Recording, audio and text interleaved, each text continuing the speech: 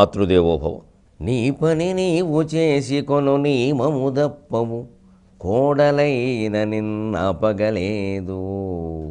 అమ్మా, నీ పని నీవు చేసి కొను నియమము దప్పవు, కోడలైన నిన్నాపగలేదు. నీదగు మహాక్రమ శిక్షణ సుంతయైన మా దాపునకే నిరాదు. నీదగు మహాక్రమ శిక్షణ సుంతయైన మా దాపునకైన రాదు. బహుధా తపించడి వేళనైన తాపోపశమంబు కోరవు. బహుధా తపించడి వేళనైన తాపోపశమంబు కోరవు. మహోన్నత నిగ్రహ విగ్రహంబవో, మహోన్నత నిగ్రహ విగ్రహంబవో.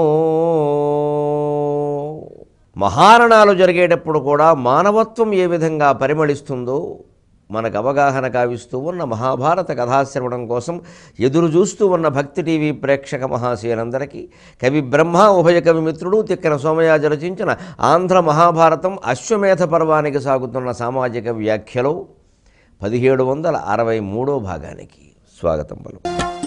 నీ పని నీవు చేసుకొను నియమము తప్పవు. మా అమ్మ నుంచి నేనైతే నేర్చుకునేది ఇది ప్రధానంగా. ఎవరి తల్లిదండ్రుల నుంచి ఏం నేర్చుకున్నాం అనేది అందరం ఆలోచిద్దాం. ఆవిడ పని ఎప్పుడూ ఆవిడే చేసుకునేది. మా నాన్నగారు అంతే. ఇంకా మా నాన్నగారి పనులు కొన్ని మా అమ్మ చేయడం చూశాను, కానీ మా అమ్మ పనులు వేరే ఎవరూ చేయడం నేను చూడలేదు.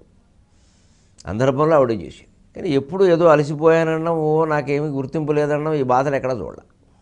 చికాకు పడ్డం ఏమైనా ఉండేవో వ్యక్తం అయ్యేవి కాదు. అదే మాకు అలవాటైంది. మన పని మనం చేసుకుంటే ఇంకొకరికి చెప్పడం, ఈ చికాకు పడడం, కాలేదనడం ఇవన్నీ ఉండవు కదా. వీలైనంత వరకు చేసుకోవడమే. మగ ఆడ తేడా ఏమిటి? ఇంకా ఆ రోజుల్లో ఏమైనా ఉండేవి, ఇప్పుడు అసలు అవి లేనే లేవు, ఉండకూడదు కూడాను. చేసుకోవడమే. కోడలైన నిన్ను ఆపగలేదు. కోడలు కూడా ఏదైనా పని చేస్తాను అంటే నీకేం తెలిసి చిన్నపిల్లమండమే 50 ఏళ్ళ ఆవిడని కూడా పట్టుకుని. అంటే వాళ్ళకి ఏమిటంటే ఆ తరం వాళ్ళ మా అమ్మగారు కాదు, మీ అమ్మగారు కాదు, ఆ తరం వాళ్ళందరికీ ఎవరి మీద ఆధారపడదు, మన పని మనం చేసుకోవాలి. ఎంత గొప్ప విషయం అండి భారతీయ సంస్కారం అంటేనే ఇది. ఇవాళ ఇది పాశ్చాత్య దేశాల్లో కనపడుతుంది. వాళ్ళ ఎవరి పనులు వాళ్ళే చేసుకుంటారు, చిన్న పని అయినా కూడా ఎవరి మీద ఆధారపడరు ఎక్కువ. మన దగ్గర ఇది ఎక్కువ అవుతుంది. కాకుండా చూసుకోవాలి, మన పూర్వ సంస్కృతి అదే. నీదగు మహాక్రమ శిక్షణ సొంతయైన మా దాపునకైన రాదు. బహుధా తపించడి వేళనైన తాపోపశమంబు కోరవు. ఇది ఏసీకి సంబంధించిన మాట. ఏసీ వాడడం ఇష్టం లేక ఇంత పొడుగు చెప్పారు. వేసవికాలం కూడా అమ్మ నీవు ఉన్న గదిలో ఏసీ పెట్టిస్తాను అని ఆవిడ వద్దంటున్నా సరే బలవంతంగా ఓసారి ఆ గదిలో కూర్చోబెడితే అబ్బే ఒక 2 రోజులు బయటకు వచ్చేసింది మంచం తీసేయమని. ఇది అలవాటు పడితే కష్టం ఉంటుంది ఏమిటో, అలా అది వదిలేసింది. ఎంత వేడైనా పర్వాలేదురా, కాస్త ఏదో ఒట్టివేళ చేపలు కట్టుకుంటే బాగుంటుంది, సహజమైన గాలి మరి అది అని ఒప్పుకోలేదండి. అలాగే గడిపించారు. ఇవాళ ఏసీ లేకపోతే ఉండలేకపోతున్నాం మనం. నిజానికి భారతీయులైన పూర్వులు పెద్దలు, మన పెద్దతరం వాళ్ళ నుంచి మనం నేర్చుకోవలసిందే నిరాడంబర జీవనం. అతి తక్కువ ఖర్చులో జీవితం గడిపాడు. దీన్నే ఆంగ్లంలో simple living and high thinking అంటారు. సాధారణ జీవనం, అసాధారణ భావనం. భావన అసాధారణంగా ఉంటుంది భారతీయులకి, జీవనం సాధారణంగా ఉంటుంది. ఏదో చాలెద్దు 2 అంగాస్త్రాలు ఉంటే బతికెళ్ళిపోయింది ఏముంది అనేవారు పెద్దలు. ఆశ్చర్యపోయేవాళ్ళు, కానీ నిజమే అలా గడిపిన వాళ్ళు ఉన్నారు. అదే మనం నేర్చుకోవాలి. మహోన్నత నిగ్రహ విగ్రహంబు. నీ పని నీవు చేసుకొను నియమము దప్పవు, కోడలైన నిన్నపగలేదు. నీదగు మహాక్రమ శిక్షణ సుంతయైన మా దాపునకైన రాదు. బహుధా తపించడి వేళనైన తాపోపశమంబు కోరవు. మహోన్నత నిగ్రహ విగ్రహంబవు. రాబోయే 4 భాగాలకి ప్రార్థనను కొనసాగిద్దాం. మన మనస్సుల్లో ఈ క్రమశిక్షణ దృఢపడాలని కోరుకుందాం. ఇక కథలో ప్రవేశిద్దాం. ఉత్తర కలగుండు పడిపోతోంది. తన బతుకు ఏమిటి అనుకుంటోంది. సుభద్ర అంతకంటే. కొడుకు చనిపోయి మనవడు కూడా చనిపోతే మా ఇద్దరి పరిస్థితి ఏమిటయ్యా, ఇక మా వంశం ఏమిటి, అసలు నువ్వు కాకపోతే ఎవరు కాపాడుతారు అని సుభద్ర, ఉత్తర, ద్రౌపదీదేవి అందరూ శ్రీకృష్ణుడి పాదాల మీద పడి ప్రార్థించారండి. ఆయన వారందరికీ ధైర్యం చెప్పి పర్వాలేదు, అలా ఉండండి, అలా ఉండండి, నేను చూస్తాను కదా, కంగారు పడకండి. ఆ ఏడుపు వినే కదా నేను వచ్చాను, కాపాడే ఉద్దేశం లేకపోతే రానుగా. ఊరికే ఏదో ఇదంతా చిత్రీకరణ చేసి ఎక్స్క్లూజివ్లీ అని టీవీలో వేసుకుందామనా, అందుకోసం కాదుగా. తప్పకుండా చూస్తాను, కంగారు పడకండి, ధైర్యం చెబుతున్నాడు. అసలు ఏమిటో ముందు పరిస్థితి చూడాలి, ఏదో శిశువుని చూపించండి. ఎలాగా ఇక్కడే మనం చెప్పుకోవలసిన పద్యాలు 2 ఉన్నాయి. అవి తిక్కన గారివి కాదు, పోతన గారివి. ఇక్కడ కొంచెం భారత భాగవతాల్లో కొద్దిగా భేదం కనపడుతుంది పరీక్షిత్ విషయం. కడుపులో ఉండగానే అశ్వత్థామ బ్రహ్మశిరోనామకాస్త్రం వస్తుంటే భయపడి పరీక్షిత్తు ప్రార్థించాడని, అప్పుడు నారాయణాస్త్రం తేజస్వరూపంగా వచ్చి ఆయన్ని కాపాడిందని పోతన గారు రాశాడు. మృత శిశువు జన్మించాడని, తర్వాత కృష్ణుడు కాపాడాడని భారతం. ఇవి ఊరికే విషయానికి సంబంధించి స్వల్పమైన భేదాలు తప్పితే అంతగా ఏదో విభేదాల కింద మనం ఆలోచించాల్సిన అవసరం లేదు.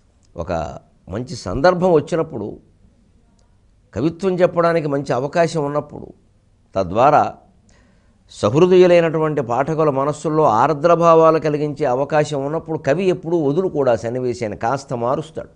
దాన్నే ఏదో యథోచితమైన కల్పన అంటారు. అలా రెండిట్లో ఏ భాగమైనా కొంచెం అటు ఇటు కావచ్చు, అది పెద్ద విషయం కాదు. అటు అశ్వత్థామ బ్రహ్మశిరోనామకాస్త్రం పనిచేసినప్పటికీ కూడా నారాయణుడు దాన్ని మరలించగలడు, పని చేయకుండానేనూ మరలించగలడు. భగవంతుడికి ఏదైనా సాధ్యం కాని విషయం ఉండదు.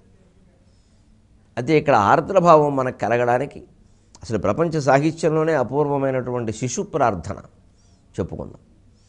కడుపులో ఉన్న శిశువు భగవంతుడిని ప్రార్థించడం అనేది బహుశా నాకు తెలిసి ప్రపంచ సాహిత్యంలో మరి ఎక్కడైనా ఉందో లేదు. ఉంటే జోహార్. పోతన గారి దయవల్ల మనకు అంది.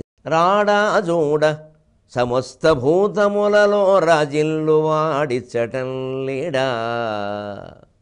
ముందు అంటున్నాడా కడుపులో శిశువు. పైకి అరవడానికి కూడా శక్తి లేదయ్యా. కుయ్యిడ శక్తి లేదు ఉదరగోళము లోపలనున్నవాడ పరమాత్మ. కుయ్యిడ శక్తి లేదు ఉదరగోళము లోపలనున్నవాడ. దిక్కెయ్యది తాననాథనని ఎప్పుడు తల్లి తలంపవిందు. దిక్కెయ్యది తాననాథనని ఎప్పుడు తల్లి తలంపవిందు. నేడి ఇషువన్ని నా పుటకు, ఈ నేడి ఇషువన్ని నా పుటకు ఎవరు జాలుదురు. నన్ను బ్రోవని ఎయ్యగలండు, నన్ను బ్రోవని ఎయ్యగలండు. గర్భజనితాపదనెవడెరుంగు దైవమా. గర్భజనితాపదను ఎవడెరుంగు దైవమా. రాడా జోడ సమస్త భూతములలో రాజిల్లు వాడిచ్చటం లేడా. పారుని చిచ్చరం ముదొలగన్ లీలాగతింద్రోచి నా కీడానేడభయప్రదానము. పారుని చిచ్చరం ముదొలగన్ లీలాగతింద్రోచి నా కీడానేడభయప్రదానము. అతడు హింపన్ నతత్రాతమున్ కాడా ఎందరిగావడు. అతడు హింపన్ నతత్రాతమున్గాడా ఎందరిగావడు. ఈ ఎడల మత్కర్మంబుతానెట్టిదో, ఈ ఎడల మత్కర్మంబుతానెట్టిదో అని కడుపులో ఉన్న పరీక్షిత్తు భగవంతుడిని ప్రార్థించినట్టుగా మనకి భాగవతంలో ప్రథమ స్కంధంలో కనపడుతుంది. విశేషం ఏమిటంటే అదే ప్రథమ స్కంధంలో కడుపులో ఉన్న పరీక్షిత్తు చేసిన ప్రార్థన మృత్యుశయ్య మీద ఉన్నటువంటి భీష్ముడు చేసిన ప్రార్థన 2 ఉన్నాయి. ప్రథమ స్కంధంలోనే ఈ 2 వృత్తాంతాలని చెప్పడంలో వ్యాసుని యొక్క, పోతన గారి యొక్క ఉద్దేశ్యం ఏమిటంటే, మనిషి అన్నవాడు, జీవుడు అన్నవాడు ఈ నేల మీద పడ్డాక కడుపులో పడింది మొదలు, తల్లి గర్భంలో పడింది మొదలు, వల్లకాట్లో చేరే వరకు చేయవలసింది ఒకటే పని, భగవత్ ప్రార్థన. అది మర్చిపోవడానికి వీల్లేదు. అందుకే తల్లి కడుపులో చేసినటువంటి పరీక్షిత్తు ప్రార్థనని, వల్లకాడే కదండి మరి మృత్యుశయ్య మీద ఉండి చేసినటువంటి భీష్ముని ప్రార్థనని 2 ఒకచోట పెట్టాడు. మరి మిగిలిన జీవితం అంతా ఏం చేయాలయ్యా అంటే సప్తమ స్కంధంలో ప్రహ్లాదుడి రూపంలో చెప్పాడు. పానీయంబులు త్రాపుచున్ గుడుచుచున్ భాషింపుచున్ హాసలీలా నిద్రాదులు సేయుచున్ తిరుగుచున్ లక్ష్మింపుచున్ సంతత శ్రీనారాయణ పాద పద్మయుగళీ చింతామృతాస్వాద సంధానంబున్ సంధానుండై మరచన్ సురారిసుతుడు ఏతద్విశ్వమున్ భూవరా. మరచన్ సురారిసుతుడు ఏతద్విశ్వమున్ భూవరా. ఏతద్విశ్వమున్ మరచన్ అని నీళ్లు తాగుతున్నా సరే, అన్నం తింటున్నా సరే, పడుకున్నా సరే, ఆడుకుంటున్నా సరే, అందరితోనూ తిరుగుతున్నా సరే, మాట్లాడుతున్నా సరే భగవత్ ప్రార్థన చేశాడు అన్నాడు. ఇదే భాగవత సారాంశం. మా మనుస్మర యుద్ధచ భగవద్గీతలో చెప్పింది అదే. నన్ను స్మరించు, యుద్ధం చేయి అంటే నిత్యం స్మరిస్తూ ఉండు, జీవితంలో చేయవలసిన పనులేవో చేయి. ఇదేనంది మనందరికీ భాగవత సందేశంగా ప్రథమ స్కంధంలోనే పోతన గారు చెప్పింది. అది దృష్టిలో పెట్టుకుందాం. ఇక ఇక్కడ సందర్భంలోకి ప్రవేశిస్తే ఇప్పుడు సుభద్ర అంటోంది ఖచ్చితంగా, అన్నయ్య నిన్ను కాపాడమని మేము అడగడమా, నీకేదో కర్తవ్యాన్ని గుర్తు చేసినట్టు చెయ్యడమా, అసలు నీకు మా మీద ప్రేమ ఉంటే ఒకళ్ళు చెప్పాలయ్యా. భువనములొక్క బెట్ట మృతి పొందిన జీవములా వహింపనేర్తు. అన్నయ్య నువ్వు సామాన్యుడువా, మేము అన్నయ్య అని పిలుస్తున్నామంటే మా అదృష్టమయ్యా. అఖిలాండ కోటి బ్రహ్మాండ నాయకుడిని అన్నయ్య అని పిలిచే భాగ్యం కలిగింది మాకు. నువ్వు సామాన్యుడువా, నీకు ఒకళ్ళు చెప్పాలా కాపాడమని దీనుల్ని. భువనములొక్క పెట్ట మృతి పొందిన జీవములా వహింపనేర్తు. వలచినట్టులైన గుణరూఢుడు మేనమరంది పౌత్రు చావ విడితే. వలచినట్టులైన గుణరూఢుడు మేనమరంది పౌత్రు చావ విడితే. వంత పెంపున అవారణ నీ ఎదురన్ ప్రలాపముల్ వివిధములేమునర్చితిమి. వంత పెంపున అవారణ నీ ఎదురన్ ప్రలాపముల్ వివిధములేమునర్చితిమి. విర్రులమయ్యిటు భక్తవత్సల, విర్రులమయ్యిటు భక్తవత్సల. అసలు భగవంతుడిని ప్రార్థించాలా కాపాడాలని ఆయనకి తెలియదా అనే ఒక వాదం కూడా ఉంది భక్తి సిద్ధాంతంలో. ఇక్కడ జ్ఞానానికి భక్తికి ప్రధానమైనటువంటి భేదాలు ఇటువంటి చోటే ఉంటాయి. భక్తి ముదిరిన కొద్దీ ఏమవుతుందంటే అజ్ఞానం ఎక్కువైపోతూ ఉంటుంది.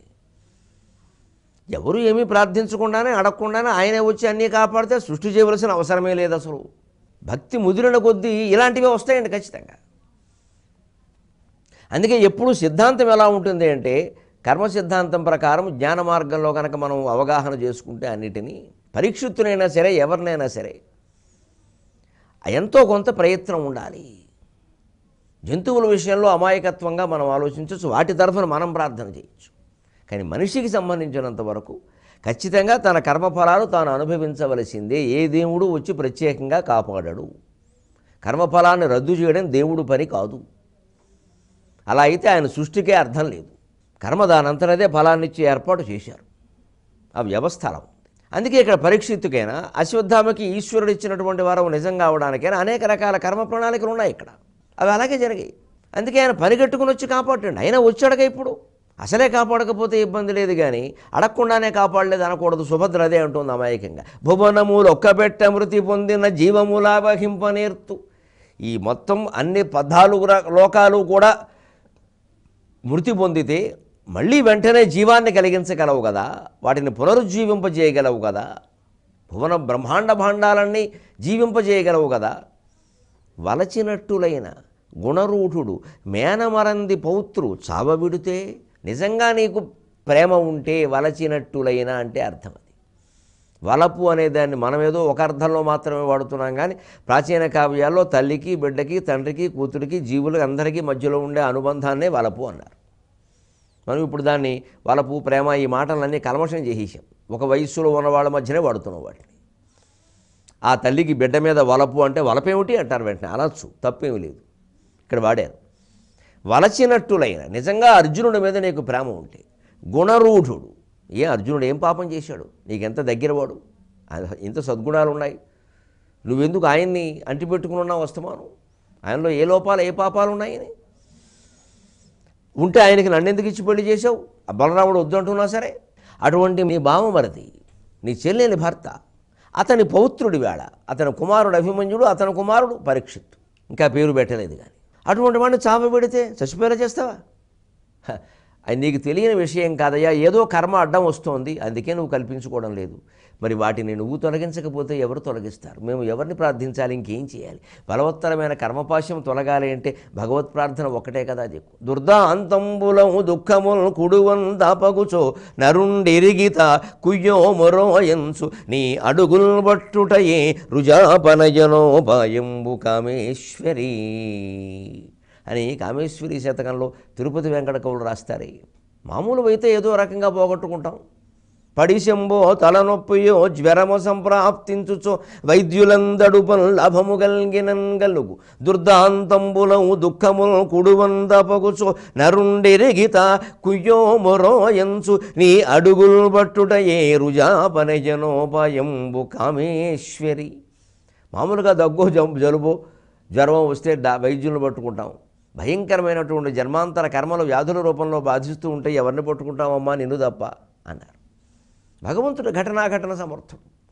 కావాలంటే ఆ కర్మఫల శేషం ఏదో తొందరగా అనుభవింపచేసైనా దాన్ని పోగొడతాడు. ఏదైనా చేయగలడు. ఆట మొదలుపెట్టింది ఆయనే, ఎలాగైనా ముగించగలడు. మన ఊరికే పావులు లాంటి వాళ్ళు మనం ఎలా ముగిస్తాం? మనం చేయగలిగింది ప్రయత్నము ప్రార్థన, ఈ రెండే. ప్రయత్నము ప్రార్థన. ఆ ప్రయత్నం ద్వారా పురుష ప్రయత్నం, ప్రార్థన ద్వారా దైవానుగ్రహం పొందుతాం. అంచేది ఈ రెండు జీవితంలో మర్చిపోకూడదు. స్మర్తవ్యం, కర్తవ్యం. అందుకని బావమరిది కొడుకుని అలా నువ్వు చచ్చిపోతుంటూ చూస్తూ ఊరుకుంటావా? ఏదో వంత పెంపున అవారణ నీయుదురను ప్రలాపములు వివిధములేమో నడిచేది. ఏదో బాధకు తట్టుకోలేక నీ కాళ్ళ మీద పడి ఇలా బాధపడుతున్నాగా నిజానికి నీకు చెప్పాలా?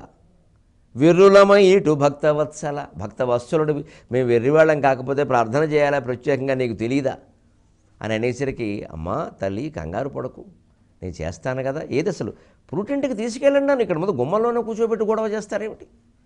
పురుటింట్లోకి తీసుకెళ్ళండి నన్ను. అక్కడే ఆనాటి పురిటిల్లు ఎలా ఉండేదో తిక్కన గారు చెప్పారు. మనం కాస్త తెలుసుకోవడం మంచిది. తెల్లటి పూలు పెట్టారట, పుష్పగుచ్చాలు లాంటివి, తెల్లటి పూలు. ఆ చూలెంతరాలకి ఆ ప్రసవిస్తుంటే మనస్సు ప్రశాంతంగా ఉండేలాగా. ఆవాలు శుభసూచకాలు అంటారు. అలాగే పేలాలు, పూర్ణకుంభం, నీళ్లతో నిండినటువంటి పూర్ణకుంభం, ఇవన్నీ శుభసూచకాలైనవన్నీ పెట్టి పురిటి గదిని అలంకరించారు. అంత మనస్సు ప్రశాంతంగా ఉండేలా చూసేవారు. ఆ పైన ఈ భూతప్రేత పిశాచాదుల వల్ల భయం లేకుండా నిప్పు మీద పొగ వేశారు. సాంబ్రాణి పొగో మరో పొగో. భూతప్రేత పిశాచాల భయం లేకుండా పుట్టిన బిడ్డకి తల్లికి కూడా. ఇంకా ఆ పైన బొడ్డుతాడు కొయ్యాలి కాబట్టి మంచి పదునైనటువంటి చాకులు 2-3, అలాగే వెంటనే మరి కోసిన వెంటనే వాతం వస్తుంది, సెప్టిక్ అంటారు, రాకుండా వేపచిగుళ్ళు పెట్టేటండి అక్కడ. వైద్య సదుపాయాలు అన్నాడు. వేపచిగుళ్ళు తాజావు పట్టుకొచ్చి అక్కడ పెట్టారు. ఇలాగా ఉంది పురిటి గది అన్నారు. ఆ పైన మంచి అనుభవజ్ఞులైనటువంటి స్త్రీ వైద్యులు ఉన్నారు. గైనకాలజీ ఆ రోజుల్లో కూడా ఉంది. భారత కాలంలోనే స్త్రీలకు స్త్రీలే వైద్యం చేసేవారు. పురిటి గదిలోకి పురుషులు వచ్చేవారు కాదు, స్త్రీలే చేసేవారు. వృద్ధులైనటువంటి స్త్రీలు వైద్యం నేర్చుకుని ఉండేవారు. వారిలో కొంతమందిని మంత్రసానులుగా వినియోగించేవారు. ఈ మంత్రసాని మాట చాలా విచిత్రం. నేను గౌతమి గ్రంథాలయంలో ఒక చోట ఓ గ్రంథంలో దాని సందర్భాన్ని చదివి ఆశ్చర్యపోయాను. మంత్రసాని అనే మాట ఎలా వచ్చింది? సాని మాటను స్త్రీ అనడానికి పర్యాయపదంగా వాడారు మామూలుగా. మరి మంత్రసాని ఏమిటి? నొప్పులు రావడం కష్టమైతే గర్భిణి చెవిలో, గర్భం ధరించిన స్త్రీ చెవిలో మంత్రాలు భయంకరంగా చదివేవారు అపస్వరాలతోటి. లేని చోట ఒత్తులు పెట్టేసి, ఉన్న చోట ఒత్తులు పీకేసి. మన టీవీ యాంకర్లు సరిగ్గా సరిపోతారు, మంత్రసాని అంటే సరిపోతుంది యాంకర్కి తెలుగు మాట. లేని చోట ఒత్తులు పెట్టేయడం, ఉన్న చోట పీకేయడం బ్రహ్మాండంగా చేసాడు. అసలు చెవులు బద్దలైపోయారు. అలాంటి మంత్రాలు కొంతమంది కొన్ని రకాల వర్గాల వారికి ఆ మంత్రాలు అలవాటు చేసేవారు. ఎందుకంటే వాళ్ళు బ్రాహ్మణ ఇంట్లో తిరుగుతూ పని మనుషులుగాను చాకళ్ళుగాను రకరకాలుగా ఉంటూ అప్పుడప్పుడు వింటారు. నువ్వు మొన్న విన్న మంత్రం చదవంటే ఏం చదువుతుంది? అది ఏదో తోచినట్టు చదువుతుంది. అందుకని లేనిపోని ఒత్తులన్నీ పెట్టేసి భయంకరంగాను నారాయణాయ విద్మహే వాసుదేవాయ ధీమహి ఇంక లేని చోట కూడా పెట్టేసి అనమాట. అలా చదివేస్తే ఆ భయంకరంగా చదవడానికి ఈ ఇంట్లో స్త్రీలకి అవేవో స్వాదుగా విని ఉండడం వల్ల ఈ విచిత్రంగా వింటూ ఉంటే కడుపులో దేవినట్టు తొందరగా నొప్పులు వచ్చి ఇవాళ నొప్పులకు ఇంజక్షన్లు చేస్తున్నారే, ఆవేళ వాళ్ళు కనిపెట్టిన ఉపాయం అది. నిజంగా జోహార్ చెప్పాలి, నిజంగా అప్పటికప్పుడు ఉపాయం కనుక్కున్నది. అలా మంత్రాలు చదివేటువంటి స్త్రీ కాబట్టే నరుసుని మంత్రసాని అనేవారు. భాషలోకి పెడితే ఇంత చిత్రమైన విషయాలు సంస్కృతికి సంబంధించినవి తెలుస్తాయి.